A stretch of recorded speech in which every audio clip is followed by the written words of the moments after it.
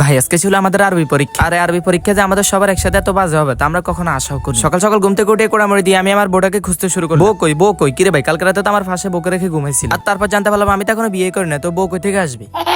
আচ্ছা এতক্ষণ তো অনেক দুষ্টামি করেছে। আসলে আমার মতো সিঙ্গেল ছেলেদের বিয়ের এক পর্যন্ত এটাই আসল। যাই হোক, এরপর সব বন্ডাই বন্ডাই বাদ দিয়ে সাংসারিক ছেলের মতো ঘুম থেকে উঠে ফার্স্টে খাতাটাকে পাস করে ফেললাম। সত্যি বলতে দিন দিন আমি অনেকটাই সাংসারিক হয়ে যাচ্ছি। আপনাদের যাদের সাংসারিক ছেলে পছন্দ অবশ্যই আমাকে নক দিন। আল্লাহর রহমতে টুকটাক সাংসারিক কাজ অনেকটাই পাই। হয়েছে ভাই হয়েছে, অনেকটাই ফার্ম দিয়ে ফেলছি। এরপর চলে আসলাম ওয়াশরুমে দাঁতগুলোকে ওয়াশ ফেস করার জন্য। আসলে গাইস এতক্ষণ যাবো যা দেখছেন সবগুলো ডং ছিল। আমি আর অনেকক্ষণ আগে উঠছি এবং নামাজ কালাম সবকিছুই পড়ছি, হয়তো ফুটেজ নিতে ভুলে গেছি। যাই হোক, একদিন আমি পড়তেছিলাম পড়া মাঝখানে হঠাৎ আমার আম্মু আমাকে সকালে ব্রেকফাস্ট এনে দিচ্ছে। আর তাই দেরি না করে সকালে ব্রেকফাস্টটা করে আবার কিছুক্ষণ পড়তে বসলাম। কি বলবো ভাই, পরীক্ষার টেনশনে একটু পড়া মুখস্থ হচ্ছিল, সেজন্য আর না পড়ে বইটাকে বন্ধ করে রেডি হয়ে চলে আসলাম মাদ্রাসা এসে দেখি আমার দুই ক্লাসমেট ইউনুস আর নোমান সবার আগে পরীক্ষার হলে এসে বসে আছে। আর তারপর পরীক্ষা দিয়ে আমি আর ফাহিম বাইরে দাঁড়িয়ে ওয়েট করতেছিলাম বাকি সবার জন্য। সবাই পরীক্ষা দিয়ে আসুক, এর মাঝখানে আমি চলে আসলাম আমার ফেভারিট একটা চা দোকান। এই দোকানটা আমাদের মাদ্রাসার নিচে অবস্থিত, বাট এই দোকানের চা এক কথা বলতে পুরো অসাধারণ। আচ্ছা এরপর চাটা শেষ করে দেখা গেল সবার সাথে। কি একটা অবস্থা, যতজনকে জিজ্ঞেস করে সবাই বলে সবার পরীক্ষা নাকি খারাপ হয়েছে। আমার কথা হলো সবার পরীক্ষা যদি খারাপ হয় তাহলে পরীক্ষাটা ভালো হয়েছে, সবটি ক্রিটিক্যাল নাম্বার 1 মিথ। যাই হোক, এরপর ইউনুস আমাদেরকে দোকানে নিয়ে আসলো ট্রিট দেওয়ার জন্য।